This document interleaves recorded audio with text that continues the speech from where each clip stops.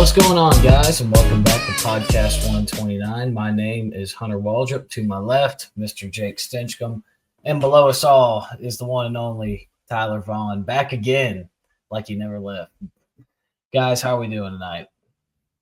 Good, Hunter. I'm excited to dive into a loaded episode we have. Had a good week. Weeks keep ticking by. I know we said every time, but already going on, week 9?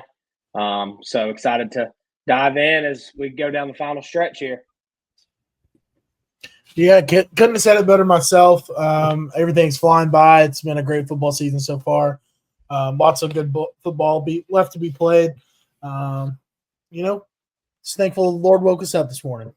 Amen to that, brother. Amen to that. But, yeah, we got a lot coming at you this episode. We're going to do a very brief Week 8 recap. We're going to dive into a little bit of the Week 9 slate, and then we are going to do a little midseason outlook, update our playoff brackets, talk about some of the coach firings, looking at our preseason win total bets. So it's going to be jam-packed.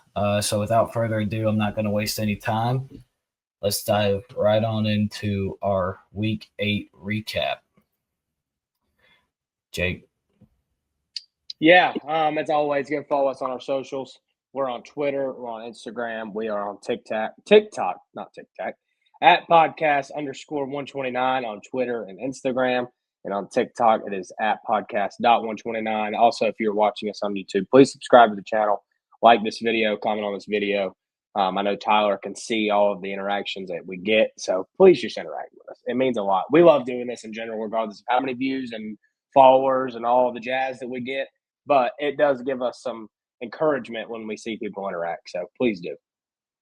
Absolutely.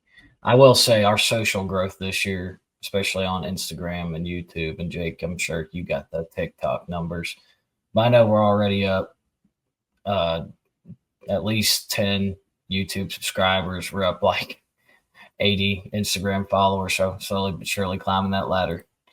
All right, we had boots on the ground in Week 8. Two of us were in Athens, Georgia, as the Dogs took on the Ole Miss Rebels. And, man, what a heck of a game it was to go to. Jake and I were there and had a blast outside of just the football, just good time seeing each other. Don't get to do it a whole lot, so always blessed to have that opportunity to make the drive up to Athens. But the game overall, in my opinion, this is just a classic Georgia game this year. Starts out slow, and then slowly but surely claws their way back. Instead of showing up in the third quarter, though, they waited till the last 15 minutes to finally come to life, and we finally saw Trinidad Chambliss, who I thought had a lot of success playing quarterback this game. Not a lot of pressure on him at all. Finally, in the fourth quarter, I think Georgia just wore out Ole Miss physically, and it allowed for the defense to come through in the fourth quarter, allowed Trinidad Chambliss to make some of those first road start mistakes. Became a little bit more evident, 2 3-and-outs, whereas Georgia 12 for 12 passing in the fourth quarter. Gunnar Stockton, man, I think his name needs to be climbing up those Heisman charts. I know he's like 5th right now in the odds, but I would not be surprised if he was in New York to end the year, because he's like 26 of 31, sub 300 yards, and then another 50 on the ground, 5 total touchdowns. One heck of a performance from him. I know a lot of Georgia fans were happy to see that performance after Friday night's game between Miami and Louisville, which we'll dive into in a little bit. But overall, Georgia just needed this game a little bit more. I think Ole Miss still has everything in front of them. They got a big test this week, which we'll talk about later. And Georgia, man, this is like looking at the remainder of their schedule as far as conference play goes. This looked like it's going to be the last very, very tough test. I think every team in the SEC is pretty solid for the most part. Obviously some worse than others, but they got like Florida, Mississippi State. I think they'll take care of business in both of those. They host Texas, which, any given Saturday, who knows which Arch Manning and Texas team is going to show up. But I think that's it. I think those are their only last 3 conference games, 4-1. So that's 5. Yeah, they only play 8. So they only got 3 left, and they get Texas at home. Everything's in front of the Dogs. Still got a chance to play in the SEC championship. College football playoff hopes look great. Same for Ole Miss. I mean, only 1 conference loss. Still got everything in front of them. And after their tough test this upcoming Saturday, they have a pretty light schedule the rest of the way through. Florida at home, Mississippi State, and I know I'm missing a few others. Going to try not to ramble on too much longer. But, yeah, that was a great game. I was glad I was able to be there. Yeah, I'm glad to have you in Athens, Hunter, as always. First off, but two great teams, two playoff teams in my eyes. I think both of these teams are in the same kind of vote to me. If either team figures out their defense on a consistent basis, they're national championship contenders. Both teams can score on anybody, regardless who winds up on the other side of the ball. But neither team can get a stop on defense right now. That's just been the story for both of these programs thus far. And I think that's what's kind of they're still both in the playoff realm. They both have everything in front of them, but national championship contenders, both teams need some work on the defense. I'll start with Ole Miss. Trinidad Chambliss, what a game for him to go and into Athens. First true SEC road start, that big road start. I know he went to Kentucky. Or no, he didn't start that game against Kentucky. Austin Simmons started. So, yeah, huge. The way he came in composed, he went 19 of 36 for 263. Probably 5 or 6 of those incompletions were on the last 2 drives when they went 3 and out, and both drives were 3 straight incompletions. So really, I mean, you take those 6 out, 19 to 30, whatever. And he could scramble well. He used his legs very well. 9 carries, 42 yards, and had 2 big touchdowns for him. The way that they just kept giving punches back, Lane Kiffin and that offense, they always had an answer back. Got Samford out of it a few times, but even when Samford was into it early on in the game, they completed drives. Sorry. So yeah, Ole Miss, good stuff. I like what I saw from them, just going on the road into an environment like that, and putting themselves in a position to win at the end. And when Georgia, and it took them 4 quarters for Georgia. It took 4 quarters for Georgia to get back in it. Ole Miss hung the whole way. That game wasn't over until the very end. It was a 1-score game, obviously. So testament to Ole Miss. About Georgia. Kirby said it in the presser after the game, and I think it's a testament to this team and the identity of the 2025 Georgia Bulldogs. You can't kill us. That's what he said. And you just can't. They waited till about 10 minutes left in the fourth quarter to finally wake up defensively. And in order to beat Georgia, you got to play a whole 60 minutes because they don't go away regardless of how many punches to get laid on them. They're going to lay 2 more on the way back. So proud of how Georgia fought. Gunnar just keeps looking better and better each week. He's a warrior. And talk about a quarterback who carries the identity of the whole team, right? Just a competitor. So yeah, love what I saw from both teams on Saturday. And I think they're both playoff teams. Yeah, I had the pleasure of watching one of my close friends get married in Kentucky this weekend. Shout out to the Hammett twins that I was spending some time with on Saturday. 2 Ole Miss guys, both attended Ole Miss. Got to have some friendly banter on Saturday. That was really awesome. But yeah, I think that Georgia played a more well-rounded football game than they've played all year, and I think they are trending in the right direction. The offense looks really good. The defense obviously had a little bit of struggle, but I think that Ole Miss offense is very good, is very well put together themselves. So I don't think it's reason to panic necessarily. One big play that I wanted to think about is when, and I think this kind of went a little bit under the radar, Gunnar took it was a field goal, and Gunnar took a bad snap and got the hold down for Woodring to make the kick. That was really big in this game, and it just goes to show that the little things do matter, and it's really good that I also liked what Kirby said. You can't kill them. You can't kill Georgia. They're going to always be right there hanging in the game, and I think that's that is a recipe for success. So I also think both of these teams will be playoff teams. You'll see a little bit of that later. 2 very good football teams played a very good football game. It was a lot of fun to watch. Yeah, Tyler, I'm glad you pointed that out about Gunnar because, yes, it was a big play in the game, but it was also big to some other people in the stands for other reasons, of course, Jake. Dogs -7.5. Yep, that one hit. But regardless, another big play I want to talk about that goes under the radar in this game was 4th and 1. Georgia's in minus territory. Fullback handoff to Josh McCray, and he got stopped at the line and then found a way to get the extra yard. If they don't get that 4th down, Ole Miss wins this football game. I just want to throw that out there. So 2 massive plays that have gone under the radar in this game. But all right, for the second time, I know Jake and I were at this one, so we got to see it. But for the second time, we need to cut down on some of these. Bama, Tennessee, third Saturday in October. Alabama gets the win 37-20. I thought this was a rather competitive game for the first half. Tennessee, man, that pick six right before halftime is what killed them. As you can see here on the screen, Bama gets a 14-point swing in the second half, or in the second quarter on that last play of the half. I think that pretty much from that point on, it was, Bama could have just put it in cruise control. And I mean, Tennessee and Bama pretty matched up the entire way through outside of that one pick six. So, but as far as Alabama goes, still would like to see more running the ball out of them. I think their rush offense needs to be better. But I do think Ty Simpson, great quarterback, not a, 300-yard game or whatever, but just an efficient game from Ty Simpson. And I think Bama, obviously, they're in the driver's seat of the SEC. If they can get past the sleepy spot of South Carolina this Saturday, they are going to be very, very well set for the rest of the way through. And I think, 2 or 3 more SEC wins, and they essentially punch their ticket to Atlanta, which would be big for Kalen DeBoer year 2. As far as Tennessee goes, I don't really know what to think of this team.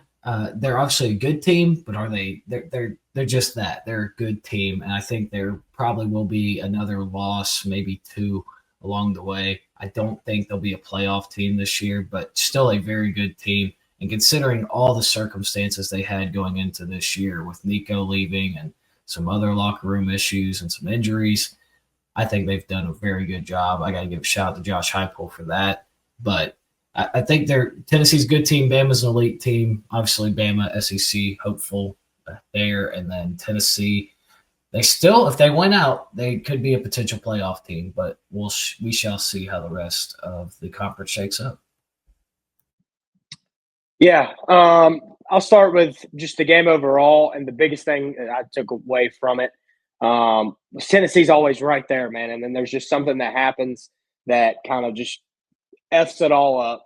And in the Georgia game, it was that second half drive coming out of the half when Georgia just took the life out of them. 7-minute, 8-minute drive, ran it right down their throats. And that was when we were all like, all right, Georgia's going to win, or not win this game, but Georgia has the momentum. They're the better team. They laid their dick out all over the field. That's just what happened.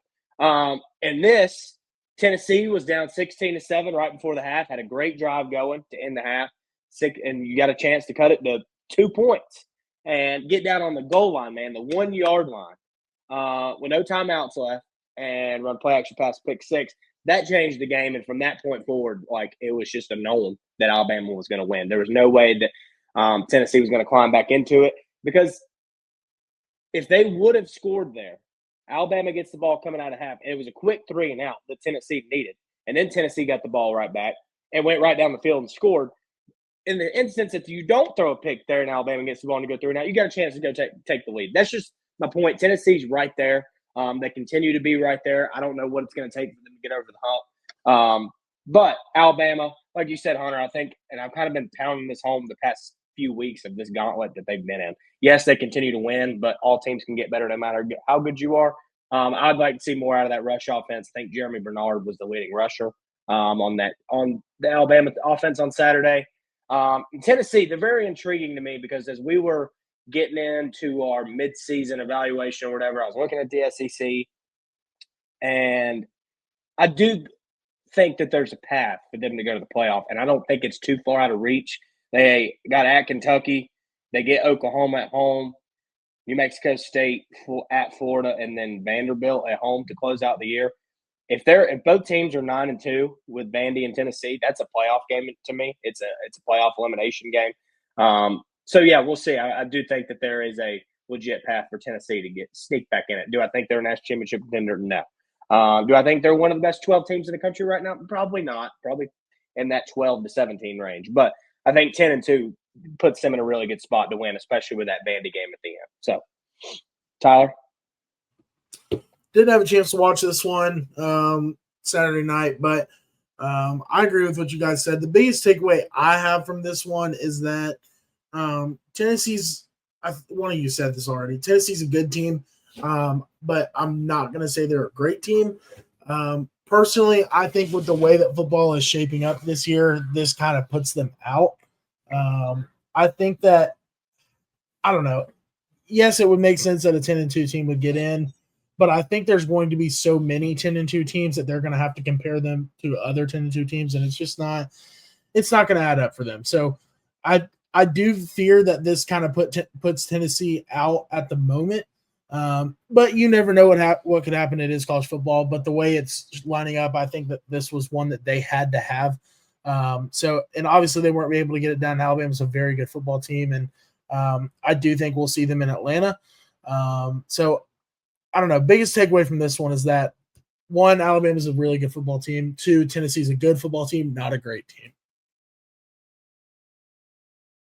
Yeah, so I want to go over like Tennessee's win so far this year, because we all brought up the idea of they're a good team, but they're just not to that over that hump yet. So their wins so far are 3-4 Syracuse, East Tennessee State, 3-4 UAB, and 4-3 Mississippi State, and 2-5 Arkansas.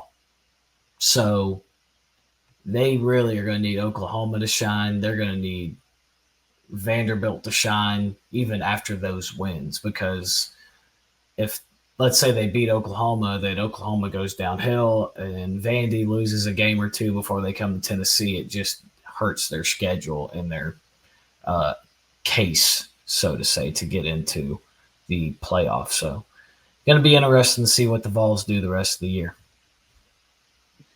Yeah, for sure. And that's a good point you bring up about the wins. Like 10-2 is good, but you got to have some kind of merit of wins in there. And I guess it would be Vandy and Oklahoma, and they're both probably going to be ranked, but they're both at home. Not necessarily a great road win unless you count Mississippi State, which you probably won't at the end of the season. So, yeah, very interesting to see how the rest of the season outlook is going to look for them. So we keep strolling along here.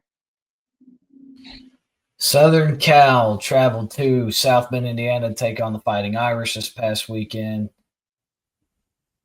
Are you guys? Oh, Jake's the only one that just logged out. Sorry, I thought we all bugged out. And he's back. Anyways, Southern Cal traveled to Notre Dame this past week. Sorry, the internet's got me all messed up here. Yeah, typical Lincoln Riley makes a road spot in a big game, and they lose. It's really nothing more than that to me. I want to believe in Southern Cal. If you listened to the podcast last week, like, I have a Southern Cal problem. I want them to be good so bad, but this is the same thing week in and week out since they've joined the Big Ten. On the road, close, tight game for majority of it, and then they just fall apart at the end.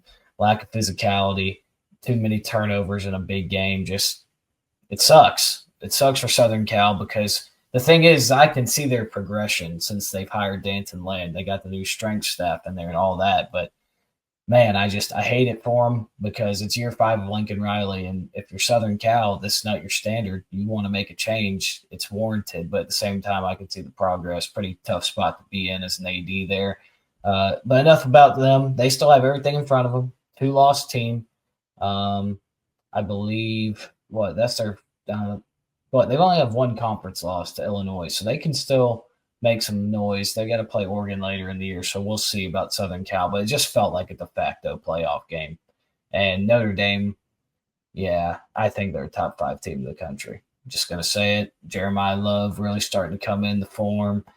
Jadarian Price looks really good. CJ Carter is such a young quarterback, but like, he has moments where it's like, gosh, that's a freshman, but it also has moments like, gosh, this kid's going to be really good the next 2 years to come. But I think Notre Dame's a really good team. Obviously, they just got to win out, take care of business, and they win, and they're into the playoff, I should say. The only thing that might be holding Notre Dame back is the ACC, and I will get to that, Tim.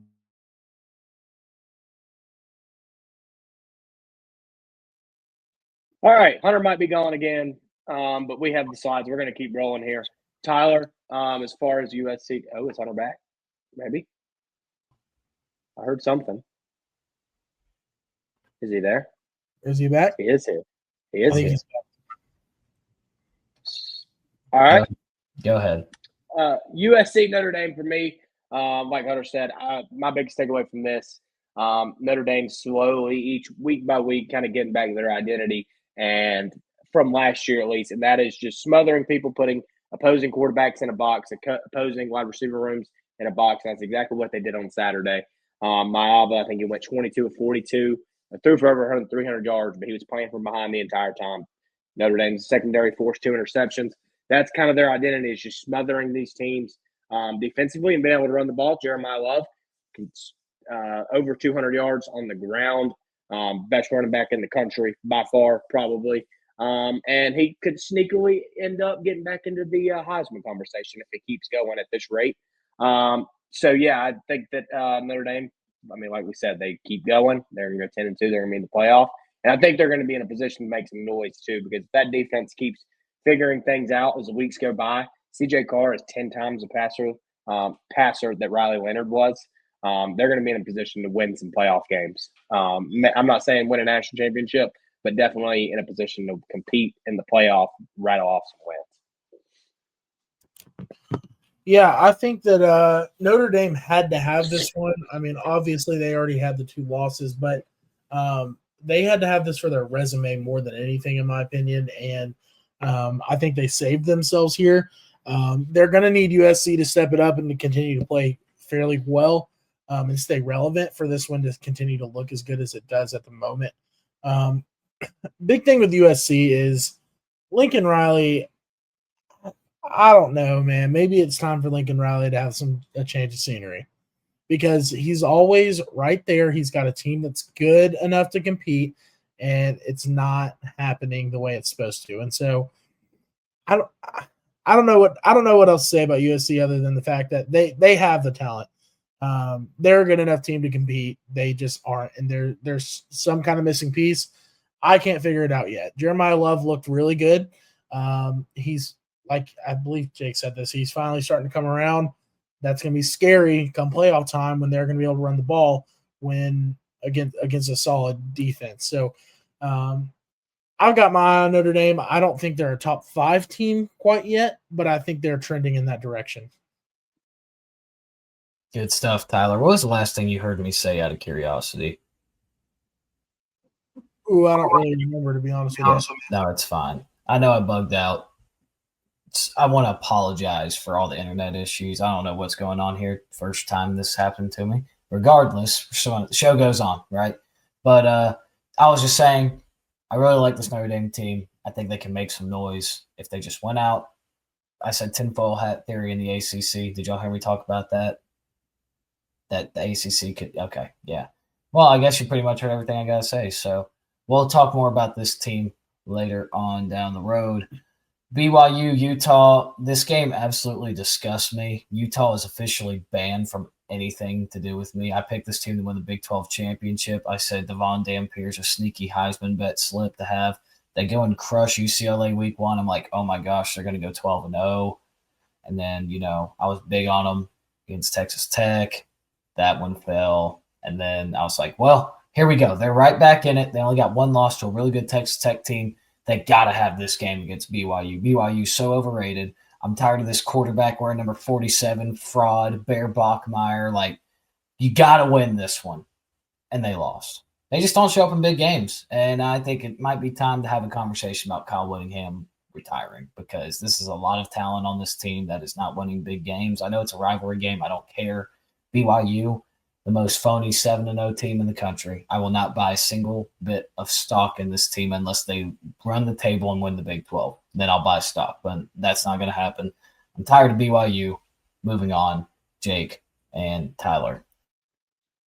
Yeah, BYU definitely way too early to buy any sort of stock on regarding the Big 12, regarding the playoffs, anything, because the Big 12 is going to be wide ass open until rivalry week. That's just how it stands right now. Even if you want to go ahead and pencil in Texas Tech, there's still another spot where 6 or 7 teams can grab.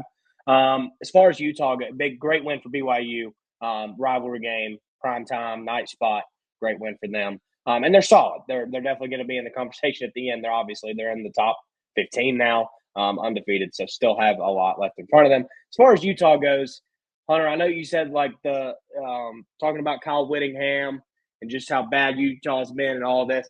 I personally believe they just have a quarterback problem.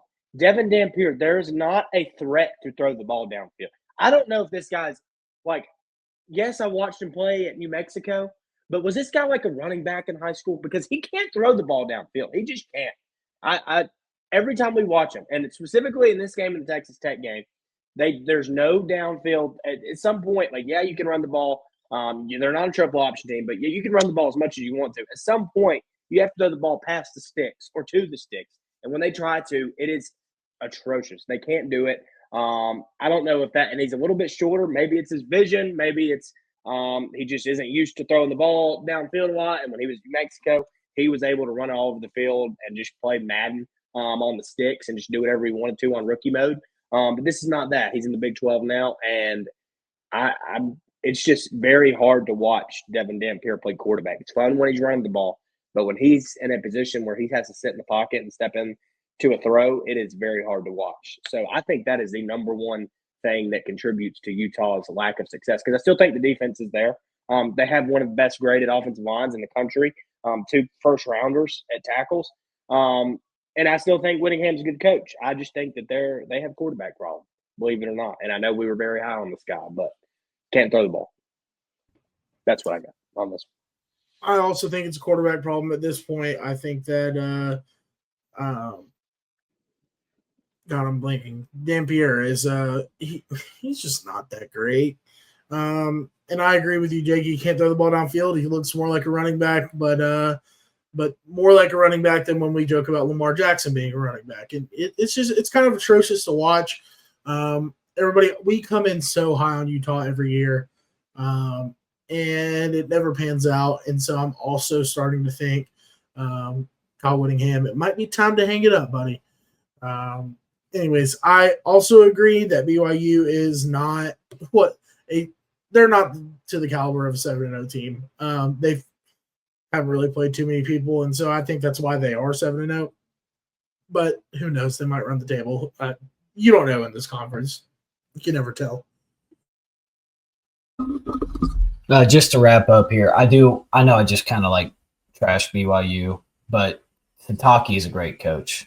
I mean, you lose your quarterback right before the season starts due to a university issue, and like just starting a true freshman out there and just finding ways to win. Like this is what BYU does, is they win football games under Sitake, and I just want to tip my cap to him because he is a very good coach. Also, LJ Martin is a dog. I don't know if y'all know who that is. It's BYU's running back. He's a third-year player. He was playing as a true freshman, 5'18" as a freshman, 7'18" last year as the two deep, and then this year already at 774, averaging 6 yards a carry. That goes to show why they're so good. They're very good at running the football. I just want to give a shout out to LJ Martin. Might be a guy we're watching on Sundays next year or in a few years. We'll see. Moving on to an upset that I did not have on the board, but I do have it on record. But I was sitting in section 133 in Sanford Stadium, and I got a little nudge. I got a little elbow. I looked over, and it was Jake Stinchcomb. He goes, "Hunt, I think I put the wrong Saturday shocker down." I don't even remember who you put. I think it hit too. That's the thing. That's the crazy part. And I was like, "Oh yeah, who's going to win today?" And he says, "I think Kenny Dillingham and the boys get it done." And by God, they did it. Kenny Dillingham and the boys get it done. Jordan Tyson, another great game. Sam Levitt back from injury. Great game. Just honestly, this came down. They were pretty much ahead the entire game until the very end, a late fourth quarter comeback from Texas Tech. Will Hammond just looks out of sorts. He only averages like 2 yards per attempt. Not very good throwing the ball. Texas Tech has been very good running the ball. They did not do a very good job of that in this game. And man, Kenny Dillingham saying, "Hey, don't count us out yet. The Big 12 still runs through Tempe." So great game for them. Great win for them. As far as these two teams moving forward, I think Texas Tech, obviously, they only got one loss. Like, this is going to happen in the Big 12. They still got a lot of stuff right in front of them, man. They can still go 11-1. It wouldn't shock me. Still got the conference championship set on their eyes. And then Arizona State, man, they're right there in it. They now hold the tiebreaker over Texas Tech, but they are very beat up on both sides of the football. I do think they will suffer another handful of losses as this season goes on. We'll get more into that in a little bit, but yeah, that's what I got. Still a really good football team, very well coached team in Tempe, Arizona. Shout out to Kennedy Dillingham, whose name needs to be circulating for some of these head coach openings, I think. But I still think Texas Tech still got everything in front of them. And heck, for all I know, every time I've doubted Arizona State in the past, they've won football games. So they can still go and win the Big 12 if they win enough games. So that's what I got on this one. Yeah, like you said, Hunter, Texas Tech in a very good spot to control their destiny the rest of the way. I don't necessarily think they're going to come out of this whole thing unscathed, though. I believe that great coach team, very well rounded, very complete. But Will Hammond, when he came into that Utah game, very dialed, looked very good, and everybody was like, everything's going to be all right if Baron Morton is not hurt. I think he went like 13 of 16, like 170 through the air, made several good plays with his legs, specifically on third down. And since then, when we have seen him, it has not been okay. It has not been good. Made several interceptions, bad mistakes. And I think what I'm trying to get to is the Utah thing was kind of like the adrenaline rush factor, where he was thrown in there and it was just like, oh my gosh, and he performed well since I guess everything's calmed down. He has not looked great. Like you said, Hunter, not a lot of yards per attempt, makes turnovers.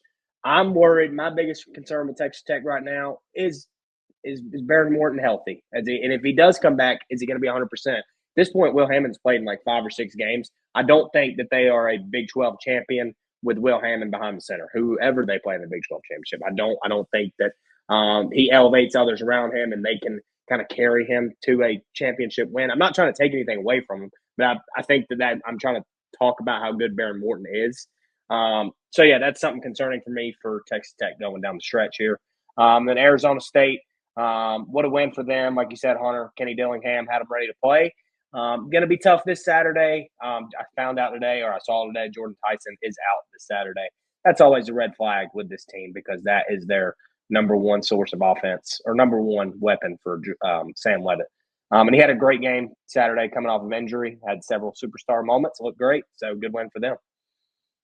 Thank you for giving me my flowers. I'm calling it, Hunter.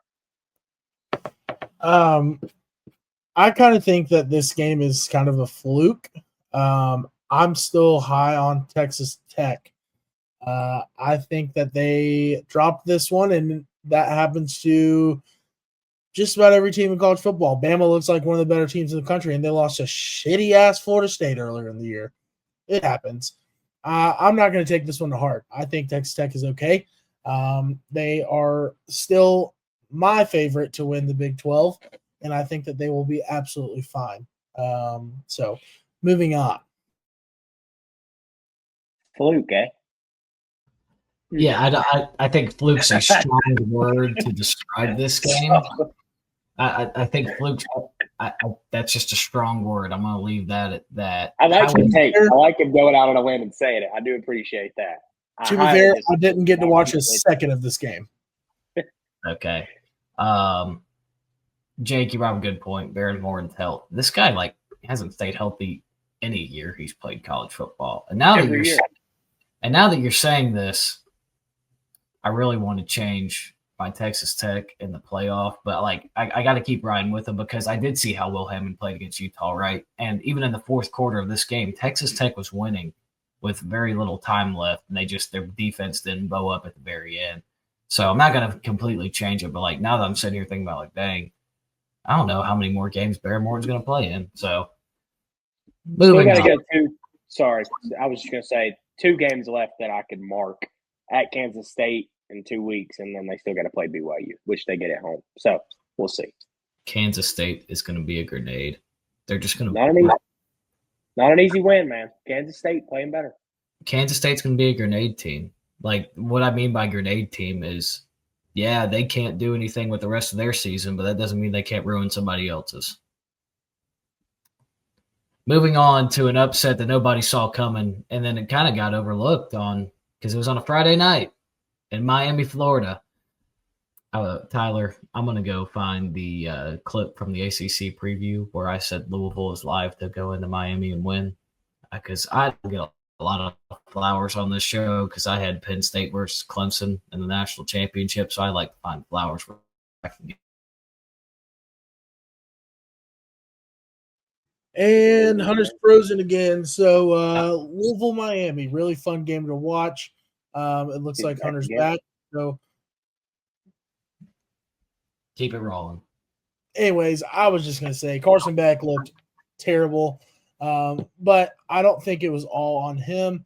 I think the defense could have played just a smidge better in that, especially in that first half. But yeah, that interception that the Louisville DB made, crazy. And I don't know how they did it. I don't know how he caught the ball. I thought for sure it was incomplete. And my jaw dropped when it wasn't. Is it Jeff Brom? Is his name Jeff? He somehow finds a way against these top two teams in the country. And it's insane how it always happens. I don't know how it works that way, but it does. So shout out to that guy for always finding a way. I think Miami's still a front runner in the ACC. Again, weird spot here. It's a Friday night game. So not reading super far into this, but Carson Beck did not play very great. So that might be a little red flag. Like I said earlier in the year, welcome to hell, Miami. This always happens to Carson Beck. I'm gonna try and get this in, but I don't know what's gonna happen with the internet. So please just keep it rolling if I go out. Anyways, I said it was Tyler. You got to pull the clip from the ACC preview where I said Louisville's live. Just want to make sure that was in here. I don't get a lot of flowers. Pick Penn State, Clemson, all that. Yeah, I don't know how much of that y'all heard, but I said all that and I kept going. Realized. Anyways, this game, Chris Bell, dog. This guy was splitting defenders left and right. Miller Moss getting the ball out quick, not like making any flashy plays, but just getting the ball where it needed to go. Right. Isaac Brown, a good game on the ground, rushing the football for Louisville. And it just shows that, like, there are still holes in this Miami defense, right? Like, just you get them on a bad day. They can only do so much, especially when your team turns the ball over 4 times. So hinting at, what we're talking about, man, there's a lot of Georgia fans happy on Saturday after they see Gunnar Stockton's numbers versus the quarterback for Miami being Carson Beck. Yeah, Carson Beck, you just can't turn the ball over 4 times, especially when your offense is so run dependent, right? Like you chew a lot of clock, you have a lot of time possession, then your possessions get narrowed down, and it just leads to results like this. And Jeff Brom has more ACC conference wins since 2023, his first year as the head coach of Louisville, more than Mario Cristobal and Dabo Swinney. Jeff Brom's name needs to just start getting thrown out in these coaching searches. I could see him at a few different places, but we'll get to that later. Anyways, shout out to Louisville. Only one loss this year in a game that they should have won. This team should be undefeated. I know they're now ranked in the top 15, top 20. They should be a top 10 team if they wouldn't have lost Virginia earlier this year. And then Miami, you still got a lot of talent, man. You still got a lot of talent. You still can do a lot of damage with this ACC schedule. Not selling my stock because you don't usually turn the ball over 4 times in one game. And I do believe in the defense. I do believe in the offensive line. I think the running backs are good. So not going to sell too much stock, but now we see what can happen to Miami. Like the opposing offense does just enough, get a few short fields, game's over. So, Jake, I know this one, you had a very interesting take on Saturday morning when I saw you. So go ahead. Yeah, first off, props to Louisville for getting this win. Like you said, Hunter, you took the words right out of my mouth. They should be undefeated. They shouldn't have lost to Virginia at home a few weeks ago. Shouldn't have happened.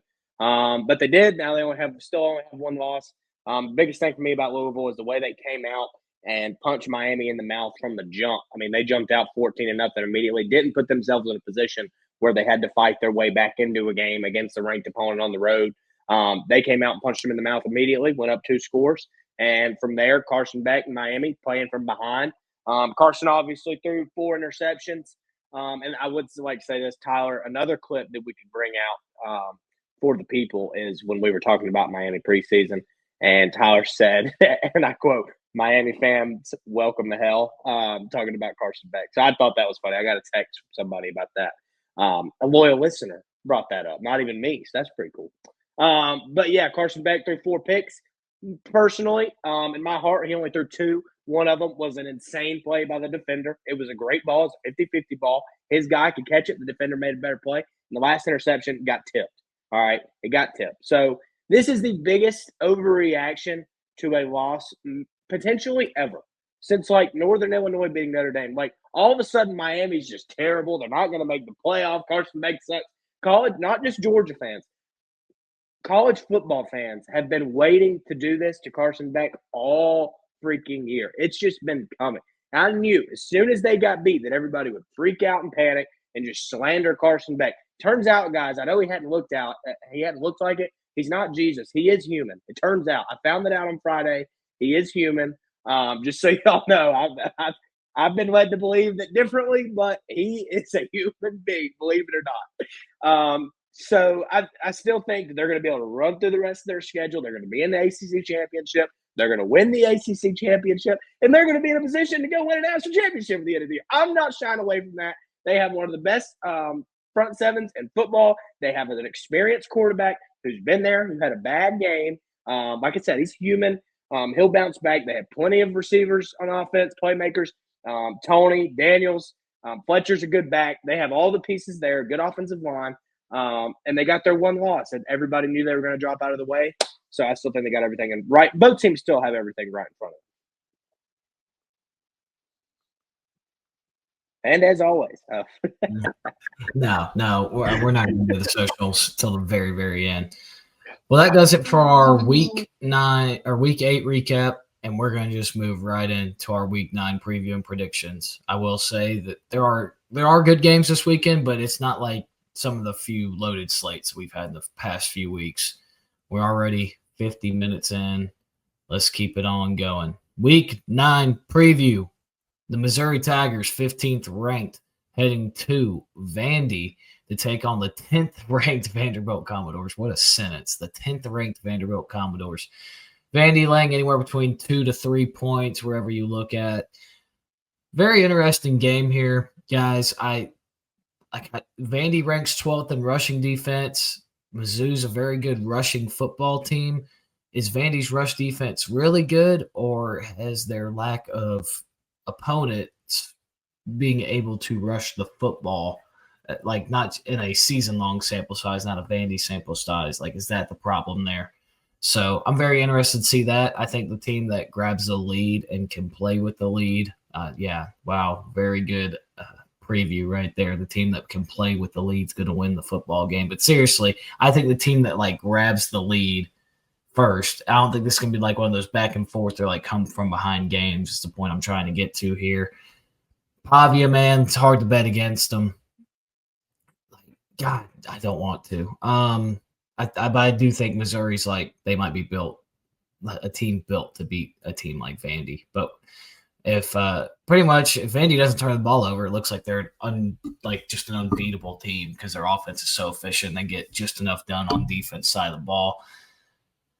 Bo Prabula, I don't know how I feel about him. He's looked like he's struggled down the stretch now that he's starting to play some tougher opponents in Alabama and then Auburn last week. I know that was their first road game as a team. This is their second road game. Back-to-back road games are just never easy to play in.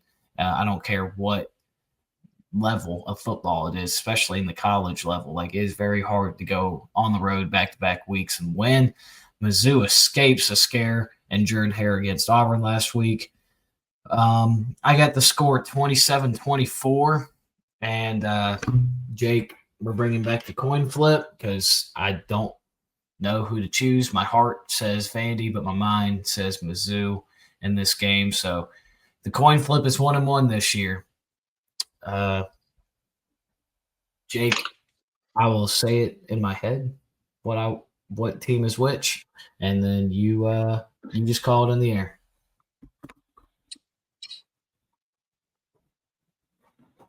Heads. Pavia goes down. Missouri wins. Oh, gosh, I can't believe I just said that. Oh, I don't want to because I really want Vandy to win, but I can't be choosing what I want to happen. I got to predict what I think is going to happen. I really didn't know, but I did lean Mizzou. The coin flip just satisfied it. I'm going to go Mizzou 27-24. Yeah, another intriguing SEC ranked matchup we get to look at this Saturday. I'll start off by saying I have Vandy winning the game 24-20. I just think at this point with Mizzou, great running back, Damon Wilson, their defense, their edge rushers, very good. Bo Perbula, I just don't see it as a passer, as a true quarterback. I mean, he can use his legs well, but when he's in a position where where they're playing from behind, kind of makes a bunch of bonehead decisions personally. In my eyes, when he's throwing the football.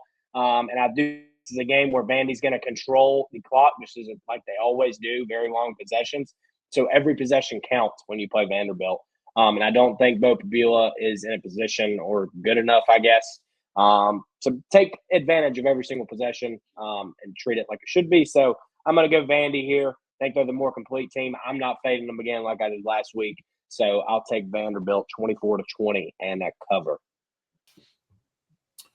I think Diego Pavia is probably the most exciting player in the country to watch. I think that he's a good football player as well. I think Vanderbilt's a very put together team. They've got something brewing in Nashville. Missouri, I think that them playing 6 games or however many games it was in a row at home, kind of what you were hitting at, Hunter, that's going to hurt them. It's never, like you said, never going to travel back-to-back weeks. I have Vanderbilt winning this game 27-21.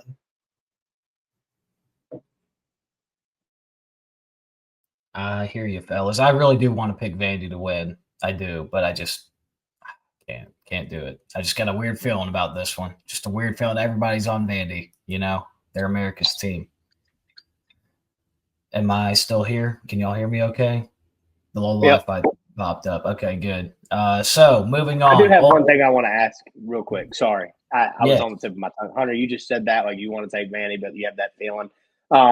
Am I the only one that kind of has this thing with Missouri where and it happened to me against Alabama where I'm like, eventually something's going to click. And they're just all of a sudden going to be like a staple top 10 team. And this is another one of those moments that I'm not letting myself get into. Is it just me? Am I the only one that has that? Yes, because my thought process behind this is that I think it's just a matchup thing. It's not like a Mizzou, something's going to click and they're going to be a top 10 powerhouse stable and run the table and go 11-1. That's not why I lead Mizzou. I think it's just strictly matchups. I think it's going to just come down to how good Ahmad Hardy plays, and I don't know how good of a rushing defense Vanderbilt is. I think the number might be a little inflated. If you don't mind, I'm going to sit here and I'm going to pull up who they've played. Bama, prime example. They had a few good runs in that game, but they're 112th in rushing offense this year. LSU obviously can't run the ball. But just things like that. It's like Vandy, yes, they have the 12th best rush defense, but I don't know. Ahmad Hardy's been struggling the past 2 games, only averaging 50 yards. Okay, Vandy's played Charleston Southern. They played Virginia Tech, dead. South Carolina, dead. Georgia State, dead. Utah State, not good. And they've played Alabama and LSU. 2 teams who are not very good at running the football statistically. So is that 12th rated rush defense? I don't know. That's just my biggest sketched out part about this is maybe it just hasn't been exposed yet. And Mizzou might be the team. They are a team built to expose that number. That's all. Yeah. Missouri's only going to go as far as Ahmad Hardy takes them. Same way with Cody Schrader a few years ago. Anyways. There you go. All right. Number 8, Ole Miss traveling to number 13, Oklahoma. Oklahoma laying anywhere between 4.5 to 5 points. Man, what a game, right? This almost feels like a de facto playoff game, even though both teams only have 1 loss, not 2. It just feels like it feels like there's going to be a team that gets left out of the playoff in the SEC that might be deserving, whether they're 10-2 or 9-3 team, just because there's only so many spots to fill here. And I think it might be one of these 2 teams. I actually do think it's going to be the loser of this game, whether it is Oklahoma or Ole Miss. I think the loser of this game will get left out of the playoff. I'm not going to get too far deep into it. Oklahoma, good bounce back win and a letdown spot against South Carolina last week, 25-7, I want to say it was. Just, good football. John Mateer didn't have to do a whole lot. They did run the ball well, shockingly, from the running backs, which is the first time we've seen that all year. Can that click again? Like, I think Ole Miss is you can run on the Ole Miss defense, as we saw against with Georgia. I think this is a defense you can run on. Can John Mateer, is he going to be back this game? Like, he did enough. He threw for 150 last week. Didn't have to be a superstar. We'll see. I'm gonna roll. I got to keep the train going, guys. I got to keep rolling with it until the wagon wheels fall off. Oklahoma 27, Ole Miss 21. I think the defense for Oklahoma, obviously, I think they're the best defensive front in the country. Yes, country, at least in the conference, they're the best front seven. And I think it'll be too much for Trinidad on the road for 4 quarters. And I also think this is like John Mateer's this is his 3rd week playing. He's going to get back into it. I think he's going to add to the rushing ability. This is a Ben Arbuckle game, got to have it game for OU because their schedule is a lot more tough the rest of the way through compared to Ole Miss. So I'm going to roll with my Sooners here, 27-21. Good stuff, Hunt. And like I said last week, I'd expect nothing less than you to continue rolling on that train, driving the bus, if you will. This is my Cracker Barrel game of the week, Hunter. Game of the week brought to you by Cracker Barrel. What that guy? I knew that'd get Hunter. Good stuff. Oklahoma. There's something off about Oklahoma right now. We gotta stop. There's something off about the Sooners right now for me. I was in love with them. If you did go back about a month, Hunter had me on the train. I was in the passenger seat with Hunter driving the bus. But since Mateer's gotten hurt, there's just something about him. We haven't seen him back to that X Factor player, making superstar plays, hero plays.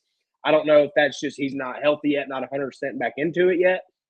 I do like that it's very promising that we saw their run game get going last week against South Carolina. That was good to see because we've been waiting on it for 8-9 weeks now. And then as far as Ole Miss goes, what I saw out of Chambliss last week, I thought that he was going to be very rattled going into Athens. Not being biased, but it's a hard place to play in a very big game. But he was composed for really 3 3/4 of the 4th quarter until those last 2 drives when they went 3 and out. But I think he's got it to go into a tough environment and compete and win a football game. And I think this is the beginning of Lane's going away tour for Ole Miss. I hate it, but apparently that's what everybody seems to think. I think I'm going to go with Ole Miss in this. I think they can score. Lane Kiffin always has the answers offensively, man. I know Georgia's defense isn't all that great right now, but I believe that they have the playmakers outside and Keelan Lacey and Chambliss. He's a gamer, man. And I think he's the better quarterback right now because we don't know about Mateer's health. So I'm going to go Ole Miss 34-33 with the outright upset in Norman. Good stuff. I think that Ole Miss is looking for a bounce back, especially knowing that Lane might be on his way out.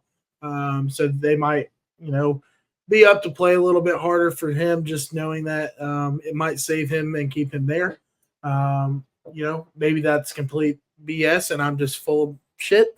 But I think that Ole Miss is going to come out swinging. I also think that there's something wrong with Oklahoma. Actually, let me rephrase that. I don't think Oklahoma was that great to begin with. I have not been high on them. I have not jumped on that train. In fact, I was waiting for it to derail. I think that Oklahoma is a decent team, not a great team. I don't think Mateer is fully healthy yet, and that's not going to help his case at all either. I have Ole Miss winning this one. Let's go with I'll go 38-31. Brother, if you think Oklahoma's offense is scoring 31 points, I don't know what you've been watching this year. This is going to be a suffocate you game. I think the number to get to here is 27 for either team. They win. So, anyways, moving on. Oh, gosh. Number 3, Texas A&M, traveling to Tiger Stadium, take on 20th ranked LSU Tigers. Aggies laying 2.5 wherever you look. Ooh, I don't know how I feel about this game. Jake, I want to hear you go first. I gotta hear this. Yeah, this is another. This is almost a call it in the air game for me. I love A&M. I'm in love with them. Their offense. Oh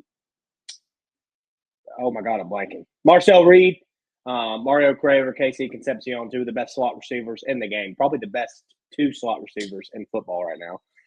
Slot receivers is the key word there.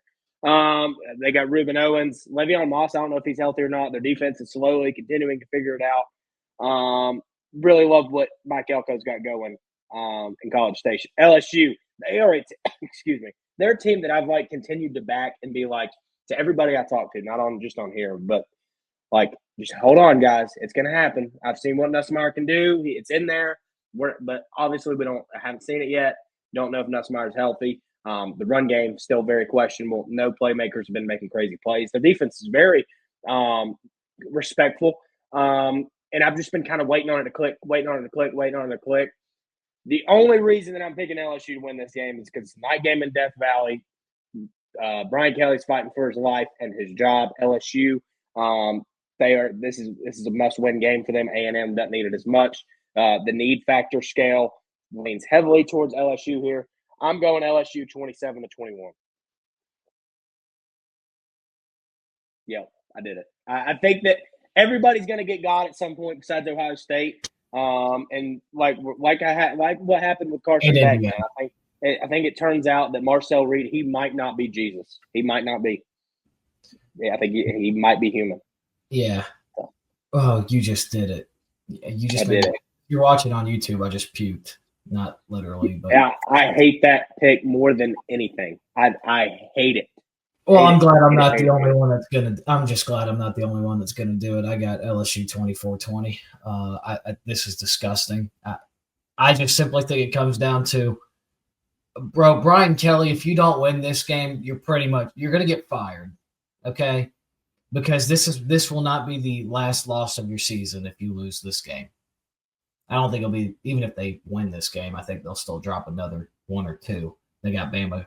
They got to go to Bama later on this year. But regardless of the point, is that we've always talked about needed games. This is not just this is I gotta have it game, bro. And it's not just for Brian Kelly, but it's for that team. I know the offensive line, it's banged up.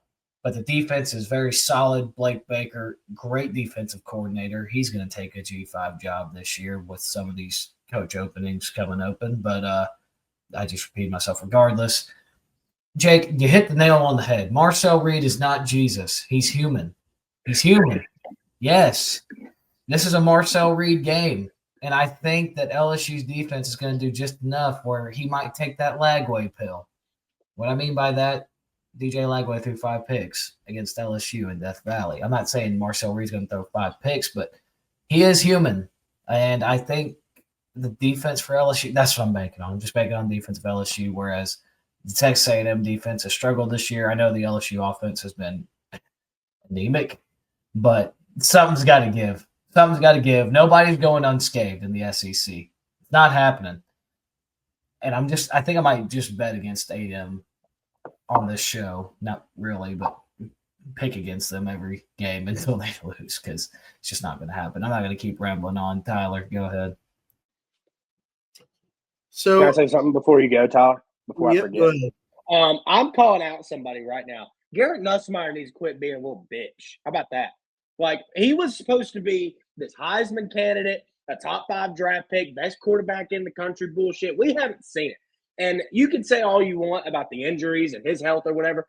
If he's good enough to be trotting out there, then I want to see something from him. Because we've yet to see it. Gunnar Stockton's playing with the damn strained oblique, laying his life on the line for people right now, lowering his shoulder. And Garrett Nussmeier, we have yet to see shit. He's playing like a little – I'm not going to say it because I can't say it on here. I don't want to make Tyler have to bleep something out.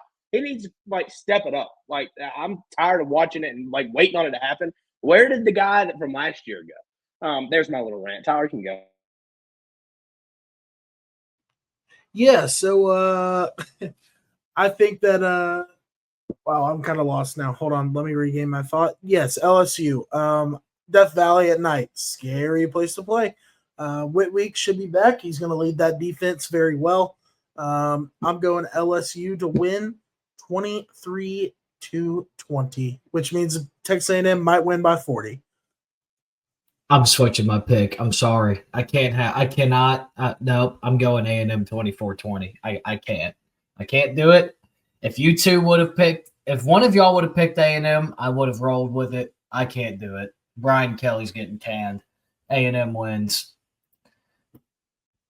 Quick. We always call these the quick hitters. We're going to make these so quick because we have another show after this. We're already an hour and 8 minutes in. I'm going to go through, give my score predictions. Ready? Washington over Illinois, 35-30. Mississippi State beats Texas, 24-23. Houston beats Arizona State, 26-23. And USF beats Memphis, 27-23. Good stuff, Hunter. I got Washington. They get the job done at home, 31-23. I think that offense shines in this one. And 10-2 watch is officially on if they get the job done. Texas beats Mississippi State in a low-scoring battle. I still think that Texas defense is elite, and Mississippi State has been on a decline the past few weeks with the gauntlet of an SEC schedule they have. So I have the Longhorns in that one, 23-14. Arizona State has Houston. I got them winning 35-28 in the close. And it's a sneaky game to look out for. Houston sitting at 6-1. I'm going to take Arizona State, even with Jordan Tyson out. Kind of got the momentum they needed. USF, this one is very subject to change for me, depending on the status of Brandon Lewis, Memphis' quarterback. Right now, I've written down USF 45-37. If Brandon Lewis were to play, flip that and go Memphis 45-37. And I don't have scores written down for these games, so I'm going to just tell you who I think is going to win. Illinois in a tight one gets the job done over Washington. Texas, and I also think it's low scoring. I think they squeak by. I have Houston beating Arizona State. Don't think Arizona State's that great. It'll be close, but I think Texas controls it. And give me South Florida to go into Memphis and get the job done in a higher scoring game. But they get it done handedly. Yeah, I know I said 27-23 for USF Memphis. Make it 47-43. I forgot defense is just optional in some of these American games. Moving on. Our lock box. I'm just straight up fighting Tyler on this one. Give me Washington -4. I think this is very obviously. I think it's a good bet. Illinois last year they showed what they did when they won on the West Coast, and also I think Washington very good team at home, especially after a just brain fart against Michigan, especially in that second half. They're favored by upwards of half a touchdown, so I will take the Huskies to cover there. Give me Mississippi State +6.5 against Texas. I don't need to explain that. Texas, they back-to-back road game, another back-to-back road stretch here for Texas. And so I think Mississippi State hangs to the number. They've honestly been a wagon for me this year. They've been covering a lot of games in the SEC. Bobby Petrino is going to fire Hugh Freeze on Saturday. Pigs went outright, but if you're going to give me a 1.5, I'll take it. And then Houston, I think they went outright too against Arizona State. I got them at +8.5 earlier in the week. And then I think John Mateer finally gets more comfortable using his legs again this week, and he will score against Ole Miss. Good stuff, Hunter. Now it's time for Mr. Fade to give his picks. I have been cold. It's been awful. Starting off, Iowa State. They are at home coming off of a bye against BYU. BYU, obviously, on a high right now after beating Utah. They're undefeated. But they have yet to have a bye this season. Iowa State coming off a bye. Iowa State has to win this game to keep their season alive. I still think Rocco Beck is a gamer. Very competitive player. Seeing a lot of good out of him, and I think we see it on Saturday. I have them laying the 3 at home against BYU. I think they do what Cincinnati did to them a few weeks back. Second pick, hate this one. LSU +2.5. Just said it. Give me the 2.5 points. Anything can happen at night in Death Valley. Arkansas +1.5. This is on Podcast 129 Play of the Week Watch. I think this is the end of the Hugh Freeze era after they lose this game on Saturday for Auburn at least. And that I just think what this game comes down to is Arkansas can put up points and Auburn can't score. And then I got a little teaser for you. Gonna have a little teaser. Iowa laying 2.5 points, buying that 8.5 point spread down, 2.5, and the under 44.5. And that is they're playing Minnesota. Minnesota coming off of that upset win against Nebraska. Typical letdown spot here for me. I'm going with the teaser with Iowa.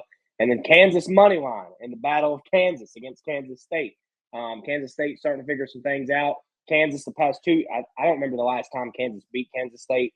I think they've lost 17 out of the past 20, or Kansas State has won 17 out of the last 20 matchups between these two teams.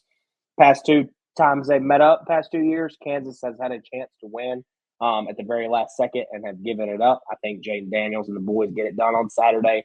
Give me Kansas money line with the points at the door at home on Saturday against Kansas State.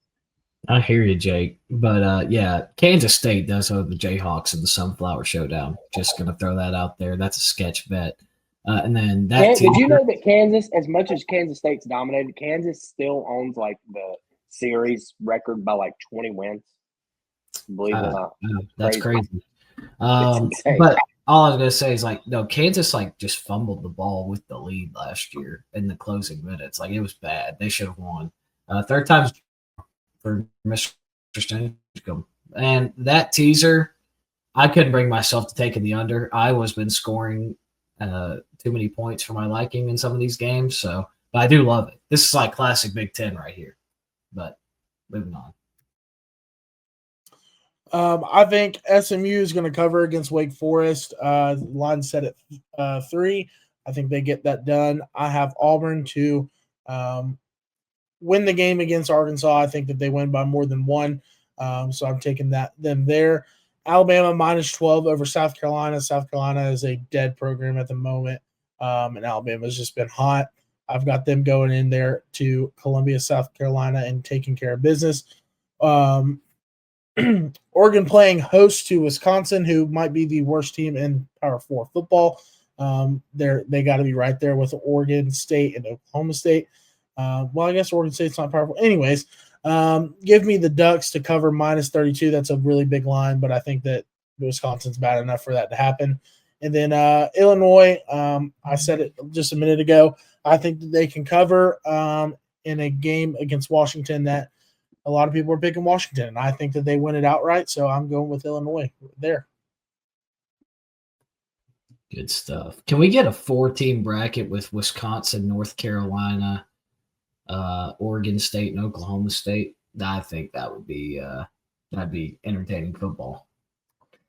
Triple option plus 1,100, bet 10 to win 110. We got some juice on this one, or at least 2 of us do.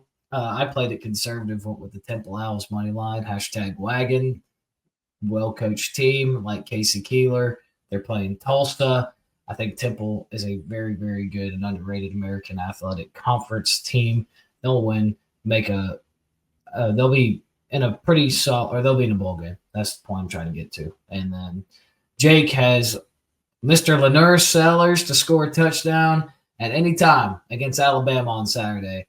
And Jake, I'd actually like to hear why you chose Lenore Sellers to, like, out of anything you could have chose, you chose Lenore Sellers to score a touchdown at plus 210 odds. Good value.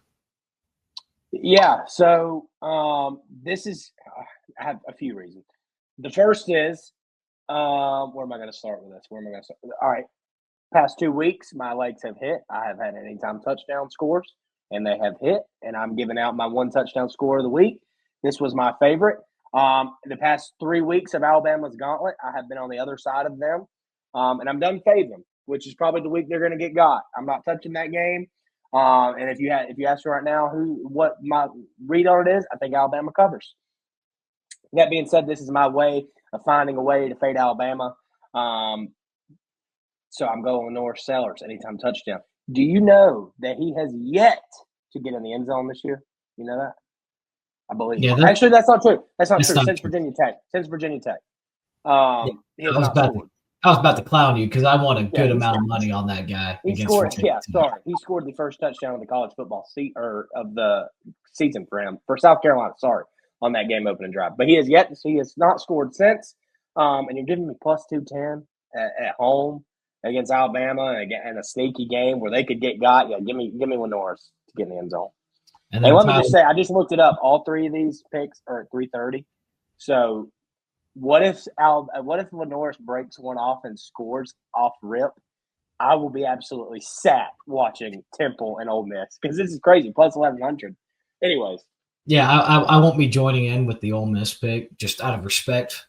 I don't hate the picks. I definitely could see a path Ole Miss wins the football game. But Tyler is rolling with the Rebs this week, plus money on the money line. Saturday Shockers.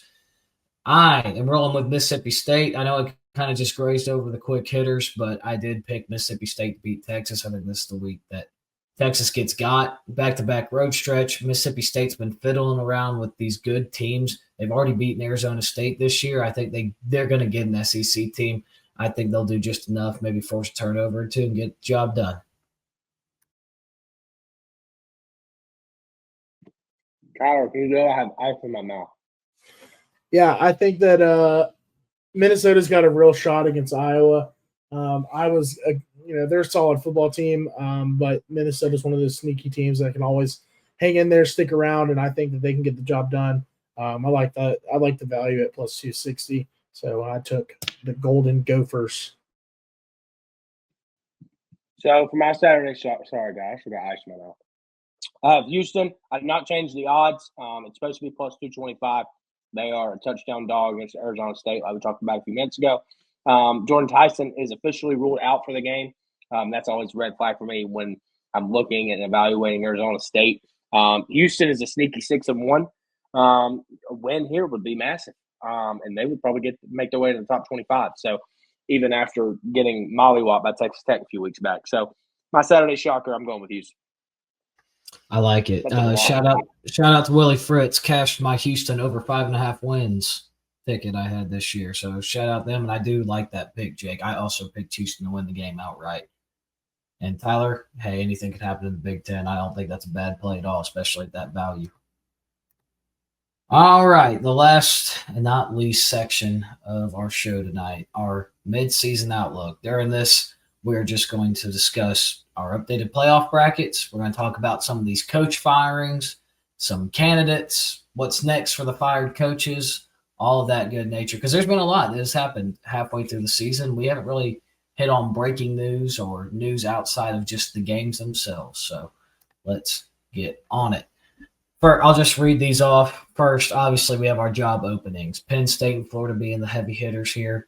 And then you also have schools like Arkansas, Oklahoma State, Virginia Tech, UCLA, and Stanford. Stanford has not technically fired a coach this year. They fired Troy Taylor back in the offseason. So they're just rolling with an interim right now and Frank Reich.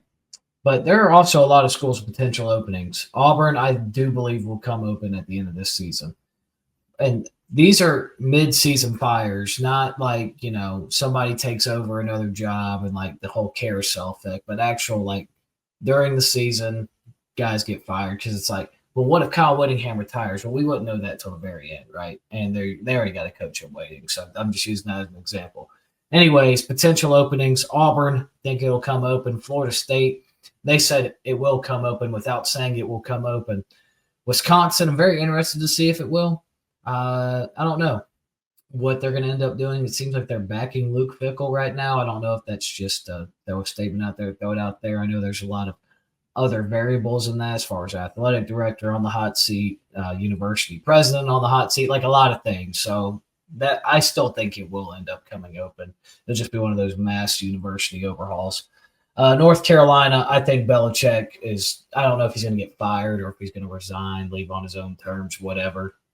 That job will be open at the end of the year, I believe. And then I threw a few others in here that I just thought were, what if? I don't know if these jobs will come open, but LSU, that job has been getting a lot of talk as the past few weeks. It went from, wow, Brian Kelly might, lead us to the promised land to this year. This is going to be the year to, wow, we might need to get rid of this guy altogether. This game this weekend is crucial for Brian Kelly, as we talked about earlier. And then we got Kentucky, Mark Stoops. That's a massive buyout, so I don't know if it will come open. I think it's like a top 3 buyout in the SEC, just because of his recent extension he got. So we'll see there with the Wildcats, but with the way that they are trending, it might be best to just go ahead and pull the plug on that. And then Michigan. Now, they did get a big win over Washington last week, so I find it a little bit less likely, but rumors are saying 8-4 is not good enough at Michigan.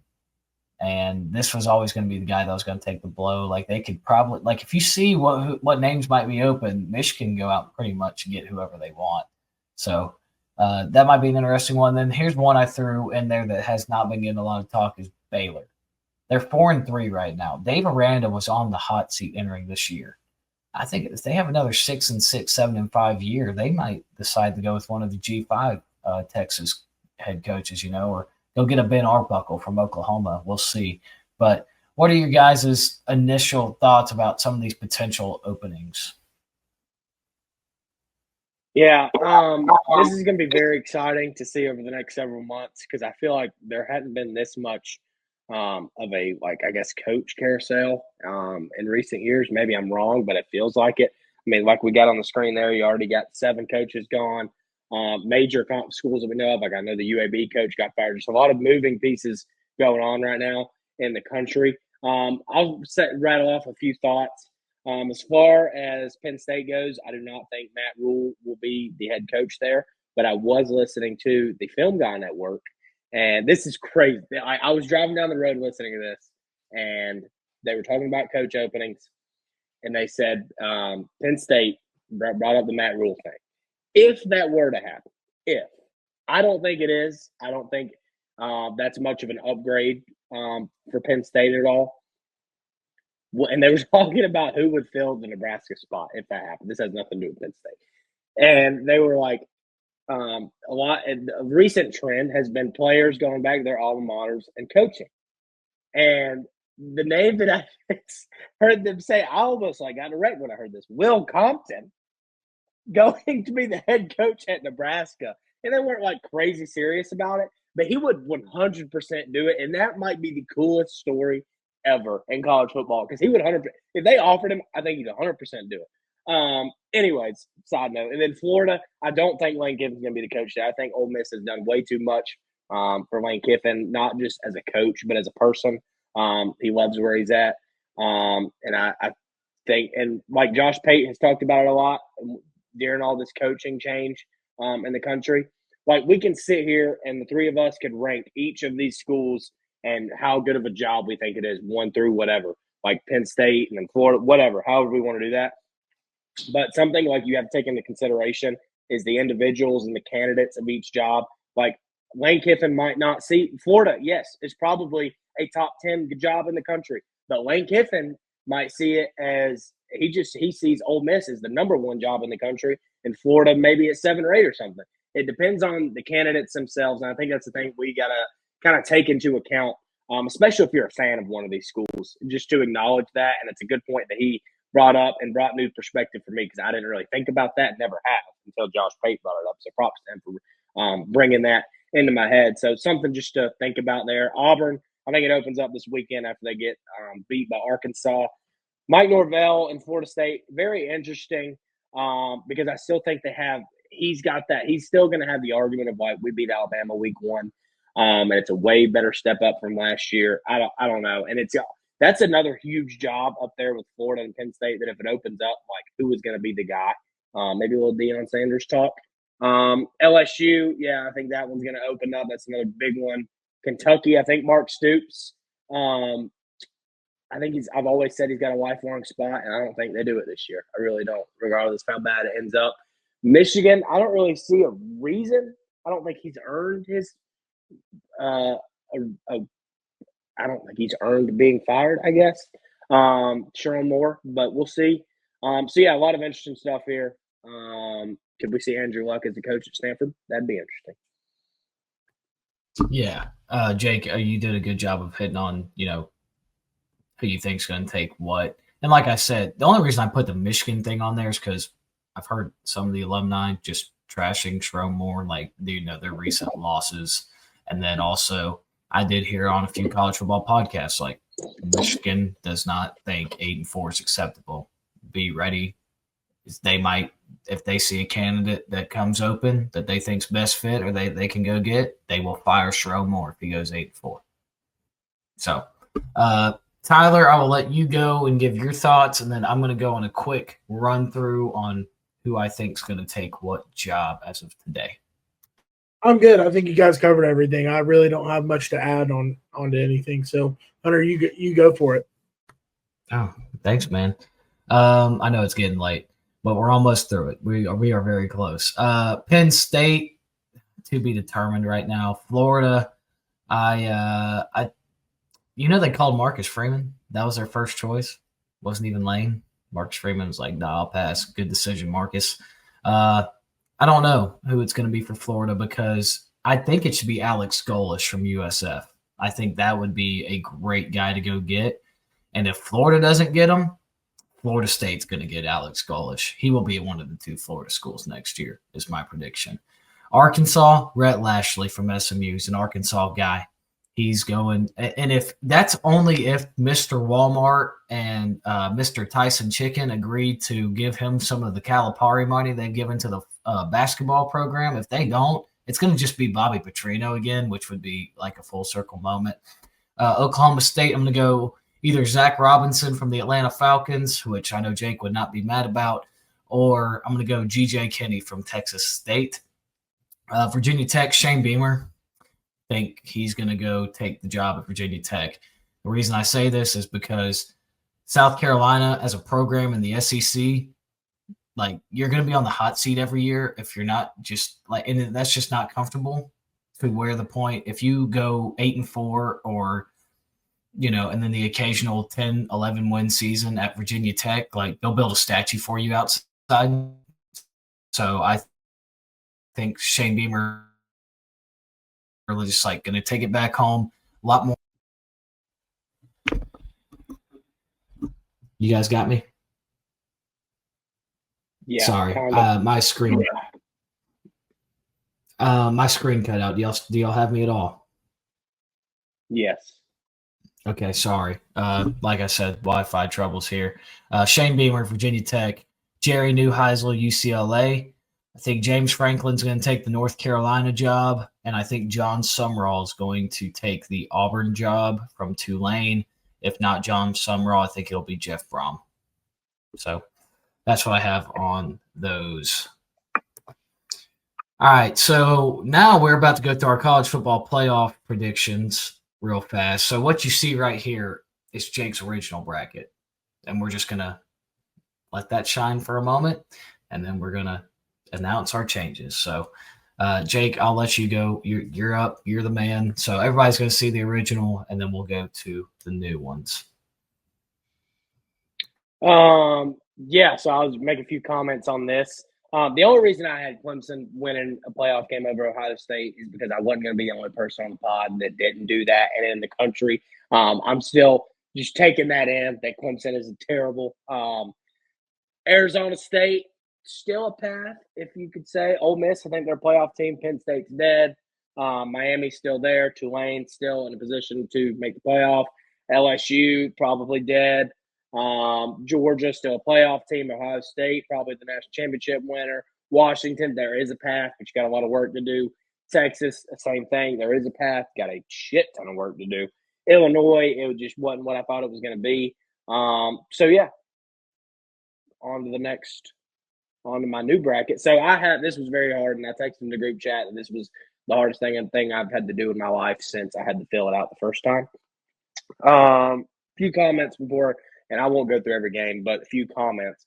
The Big 12, I only put Texas Tech there because they're number one. They're the highest ranked team, or like the consensus Big 12 pick right now, because I think it's going to come down to the very, very, very, very end. And I have too many questions at quarterback for Texas Tech right now to pick them. I think there's a few teams that I could see winning it, Arizona State being one of them.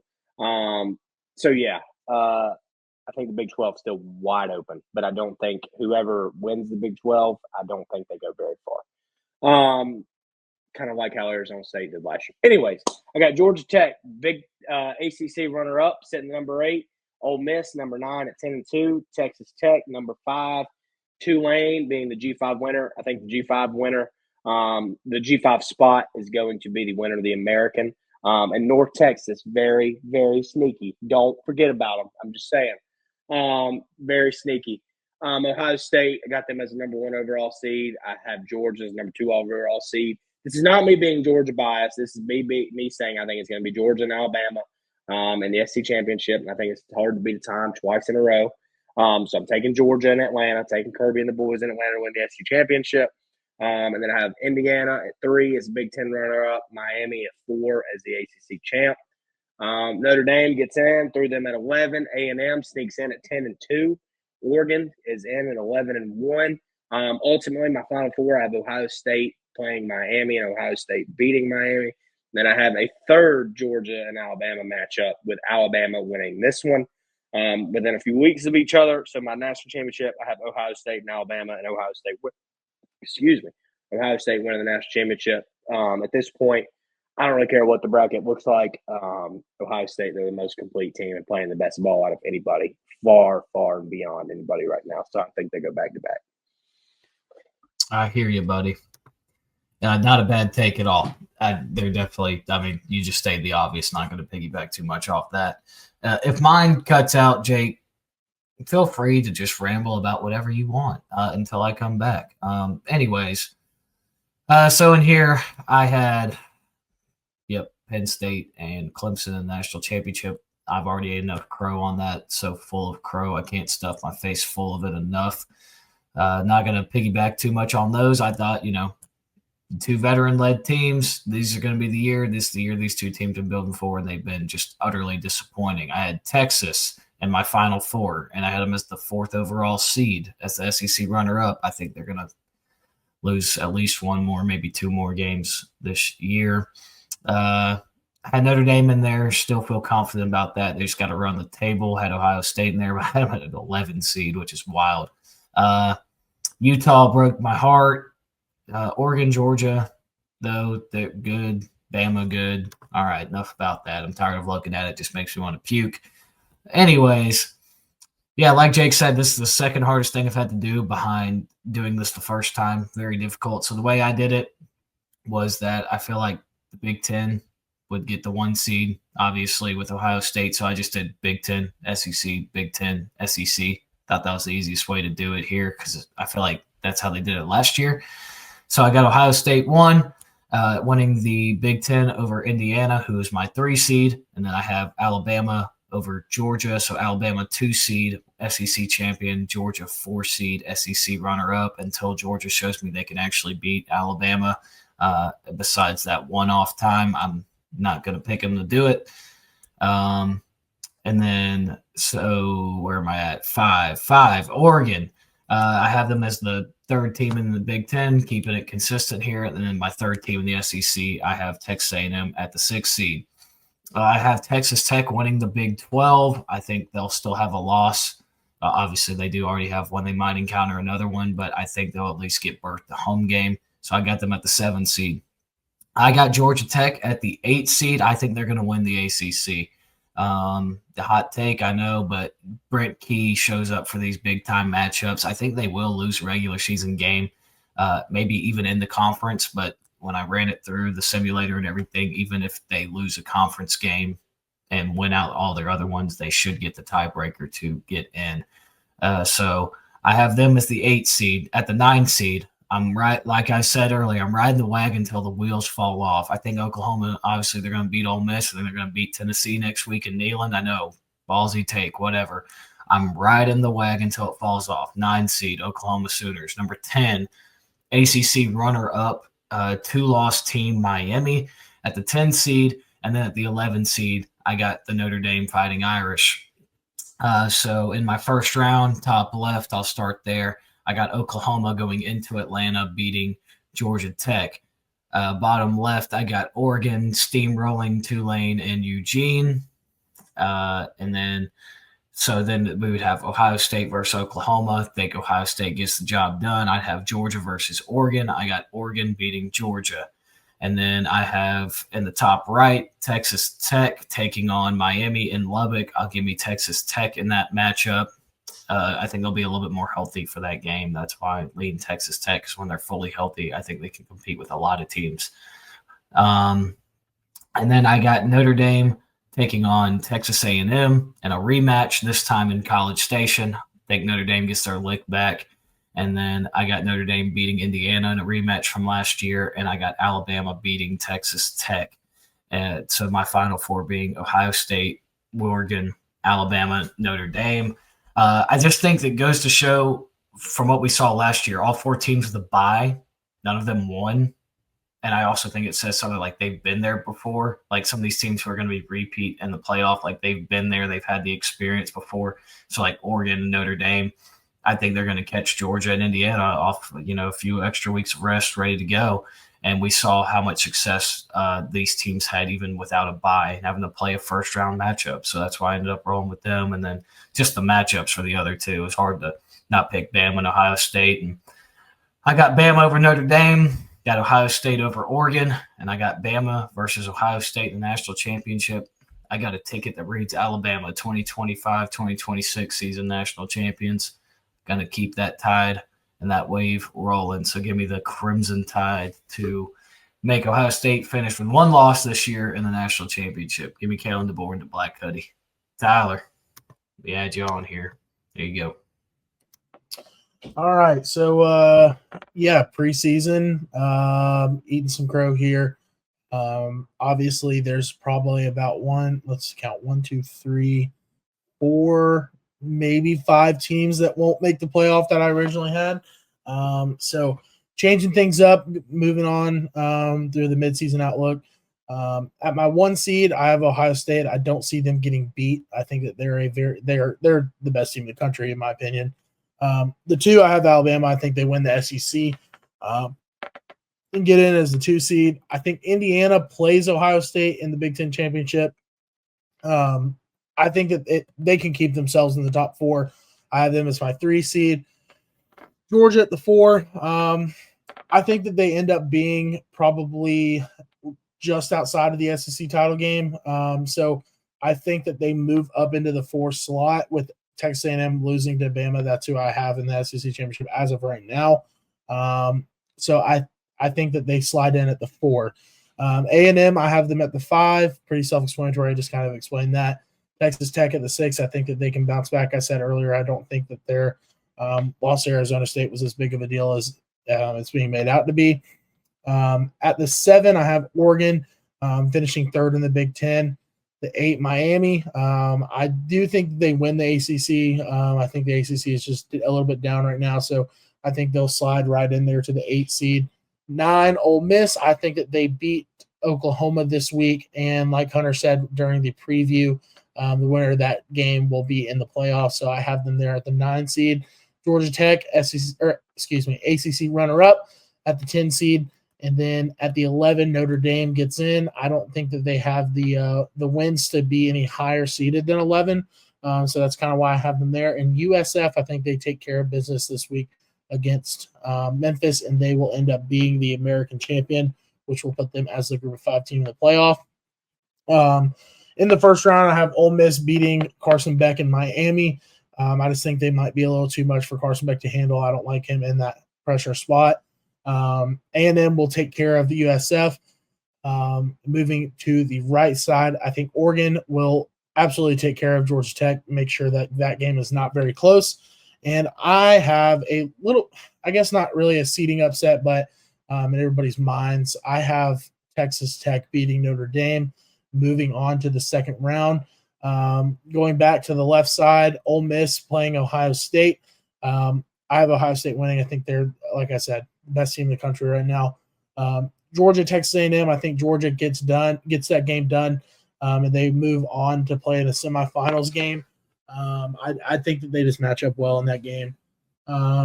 Let's see. Back to the right side, Alabama. I think that they're just they're so well put together, and they're going to be well coached. And this Oregon team, I think they're a little bit spotty.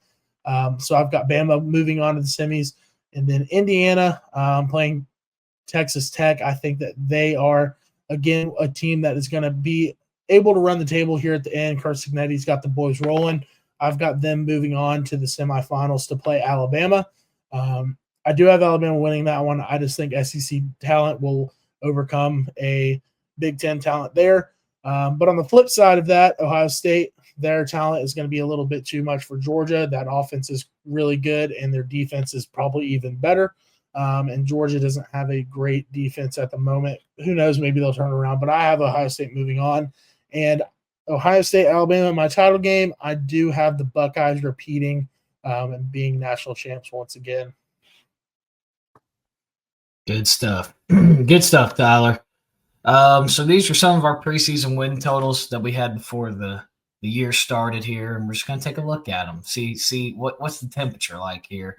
I had Oklahoma over 7.5 wins. They are currently 6-1, so we just need 2 more. I think they can find 2 more. They could just finish 8-4, a very real possibility. They could also finish 7-5. They could finish 6-6. So, but considering they already have 6 wins, I only need 8. I'd say I'm about a 7 out of 10 on that one. Southern Miss is 5-1, 5-2 right now. Yeah, they're really good, and they are going to cash this week against University of Louisiana Monroe. I am 10 out of 10 confident in that. Iowa, they have 5 wins. I need 3 more. I think there's a path to get there. I think it's just going to come down to that Nebraska game at the end of the year. So we will see there. Pitt, they also have 5 wins. Show me 2 more somewhere on the schedule. I think that's a very real possibility ever since they made the quarterback change. And then Michigan State, I had over 5.5 to make a bowl game this year. That's just not going to happen. Jonathan Smith has not put together the success I thought he was going to in year 2 at Michigan State. So, but overall, I think this will end up going 4-1 or 3-2. And I think it'll come out with plus money. So I'm not going to complain about that. Jake?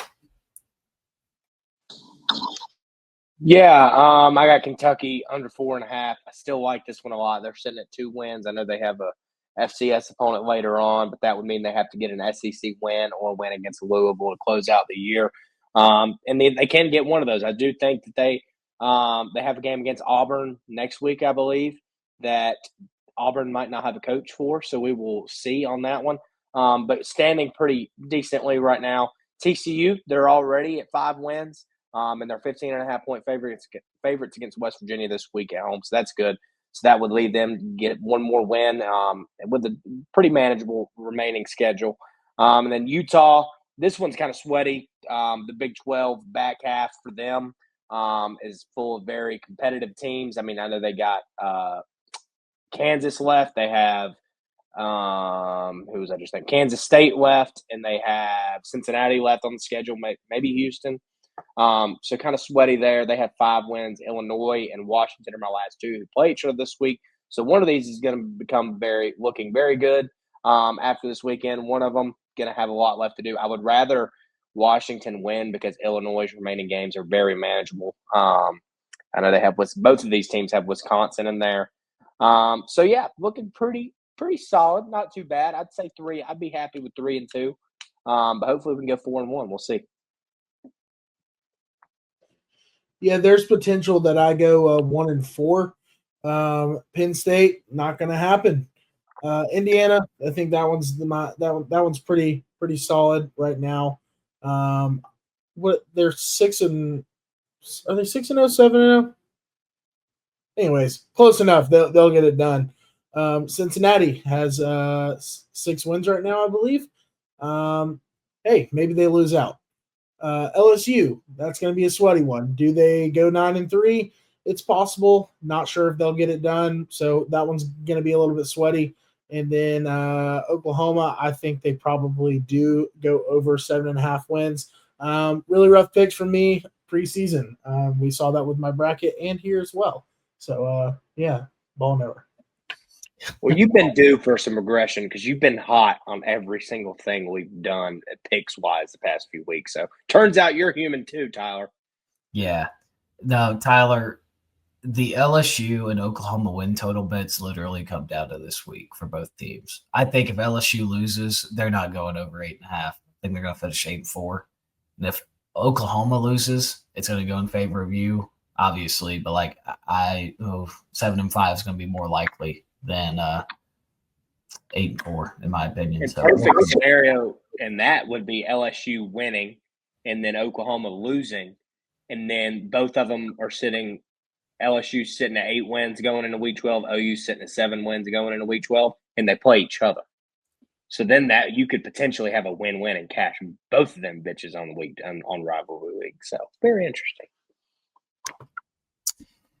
And this was a very long one, hour and 47 minutes, with lots of technical difficulties. So if you bared through that entire thing, shout out to you. We appreciate it. I'm going to let Jake close us out here because I don't know if my internet's going to crash again.